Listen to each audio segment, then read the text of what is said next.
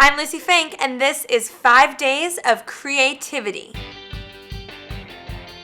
Hey peeps, welcome back. It's me, Lucie. Today we're talking about something very near and dear to my heart, not my boob. Creativity. Before we start, give this video a thumbs up if you like creativity.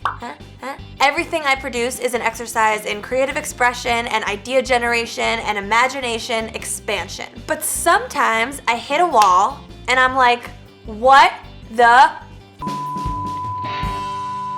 Excuse me. How on earth will I ever make another interesting video if I can't think of any new ideas? So this video is for people who feel like that all the time. I tapped into the mind of one of the most badass, colorful, inimitable superwomen I've ever met in my entire life. Piera Gelardi, the creative director and co-founder of Refinery29. She came by my desk today in the office and this happened.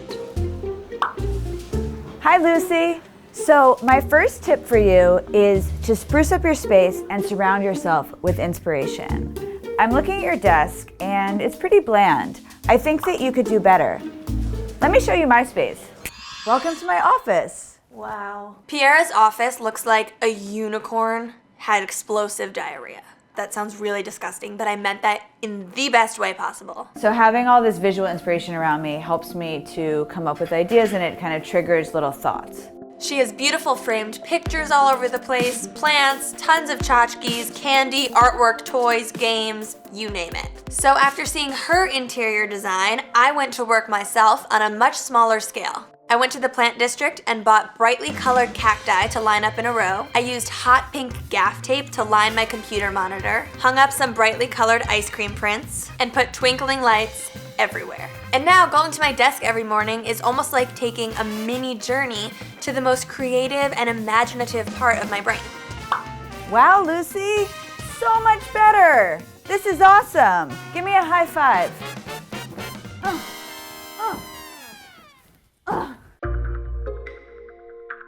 Sometimes when I'm getting ready for the day ahead, I look in the mirror and I realize that my morning routine is always the same. And not only that, but I'm usually multitasking. So while I'm getting dressed or putting on my makeup, I'm also racking my brain about an upcoming project or trying to think of some brilliant new creative idea. Hello, Lucie! Whoa, hey, whoa. Sorry, it's me, it's Piera, sorry. So sometimes thinking too hard on something is too much for your brain to handle. So you need to give your brain a break. Get out of your brain, into your body, go outside, go for a walk. Good idea. Hi. Piera's advice had me changing into comfortable clothes, putting on sneakers, and opting out of the subway. Instead, I walked all the way down to the Refinery29 office. I read a Refinery29 article that said that spending time in nature, particularly in a green space, can help relieve stress. And I don't know about you, but whenever I'm feeling less stressed, I feel like my mind is freed up and I can come up with more creative ideas. Truthfully, at this time of year, there's not much greenery, but I stopped at every little bit I could find. Even the little fake green planters along the side of the road. And of course, City Hall Park before heading into work. And it really helps open up your eyes to how much is going on around you, how many people live in the same city as me, and how many creative ideas we just have yet to come up with. Sometimes when I wake up in the morning and I'm feeling creatively stifled, I try to come up with these ginormous creative ideas to get me out of the rut. I'll scroll and scroll and scroll through my phone endlessly until I find something that inspires me. Good morning, Lucie. Don't scroll past me. I have an important thing to tell you. So creativity doesn't have to be earth-shattering. Think about a couple small ways to add a little flair, pizzazz, and joie de vivre into your morning. This morning, I dedicated a bit of extra time to designing my day, starting with my outfit. I am not a big fashionista and I do not normally put a lot of thought into what I'm wearing, but today was all about mixing and matching and trying my best to look at clothing the way I look at video production. I wanted my outfit to tell a story about my thought process and to also have the same uniqueness that a work of art does. So I'm wearing this flowy floral shirt, this jean skirt, tights, and pizza socks. Your mindset really does start to change when you see yourself wearing something that's a little different and colorful and outside of the box. Next, I really wanted to dive into and up my breakfast game. Today, I took a longer moment for myself and I really assembled and arranged my breakfast the way an architect would design a house. I made a beautifully designed smoothie bowl, topped with colorful fruits, coconut flakes, granola, cocoa nibs, the works. For me, this was more of an artistic exercise rather than a culinary cooking experience, but I of course had a very, very tasty payoff. And it reminded me that art is everywhere. Who knew that lining up strawberries and pineapple could be so stimulating?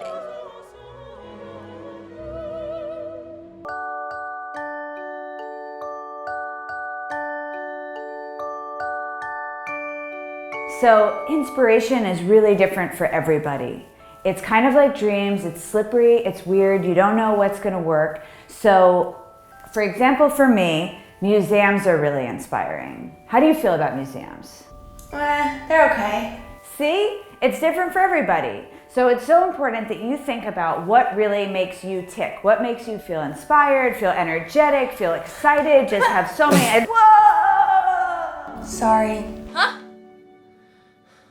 Discovering what makes you creative can feel like a daunting task, but really it's just about being completely honest with yourself and understanding what you really love. Maybe it's music, maybe it's gardening, perhaps it's feng shui. For me, it's images. Stop motion is just a series of images that, when played back to back, tell a story. I love composing the shots and lighting the set. Looking at pictures can inspire me in a way that nothing else in this world can. So today I gave myself time to dive deep into photos that inspire me. Because I'm such a visual person, I wanted to look at all of these photos at once, so I printed them out and I made a giant inspiration board. This is going right next to my newly decorated desk at work, and I'm gonna look at it every time I need a little bit of creative juice.